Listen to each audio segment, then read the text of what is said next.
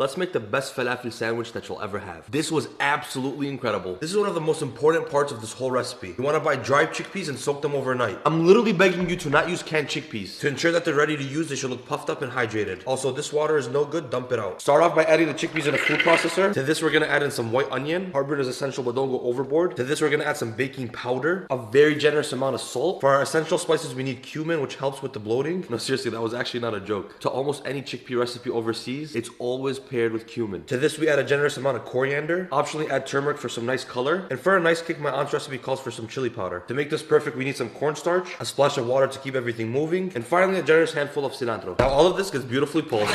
As I blend this all up, I like to press down all those ingredients to make sure everything gets nice and incorporated, and then just back into turning this into smithereens. The baking powder sort of helps the chickpea kind of rise and come to life. It feels as if the cornstarch just keeps everything nice and together. This is the consistency you're going for. It's not too wet, but it's definitely not grainy and dry. At the same time, it holds nice and perfect together, and this is just exactly what you want to be looking for. Always start off with a tiny bit of water, and if it's too wet, add a little bit more cornstarch. This is perfection if I say so myself. And into a large bowl we go. Here's a little bit more texture action because I really want you to get this part right. Okay, we have to shape the falafel before they go into the fryer. I'm going to be using literally a special tool that is made to shape falafel, but I know 95% of you don't have this little gadget. So what you could easily do is just use an ice cream scooper or 2 spoons. This tool is actually kind of cool. I'm going to pull back the lever system, introduce the falafel mixture just like this, and then we drop them into oil set at 350. Look how beautiful they come out. When they're golden like me, allow them to rest on a rack. They only take a couple minutes to cook, so if it takes you a little bit of time to drop each one in, take them out in the order that you put them. Let's see if we pass the test.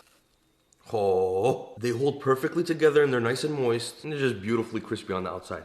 Wow, seriously, that is fantastic. Always fry 1 or 2 in the beginning to make sure your batch is nice and perfect. If it needs some salt, add it. If it's too watery, add some cornstarch. And that will always just ensure that you have the perfect product. Now, I know so many of you are thinking, can you air fry these? So I am not going to change anything with the mixture, and I'm just gonna toss 2 in the air fryer, and I'll report back to see if it actually works. I'm gonna drop a couple in the air fryer basket, light spray of oil, and into the air fryer at the max setting. Okay, it took about 6 minutes flipping midway through. The texture is not too bad, it kind of shrunk a little bit, but they seem to be nice and moist. The final verdict, now bismillah.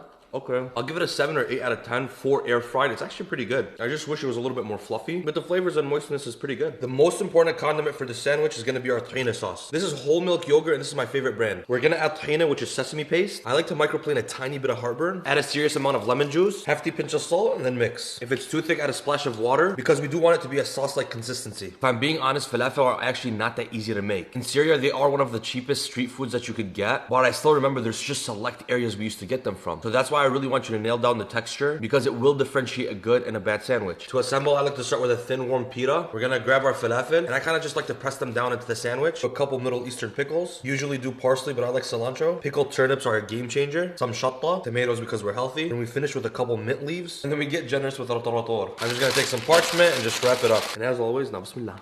That is ridiculous. I'm telling you, every single bite is made with love.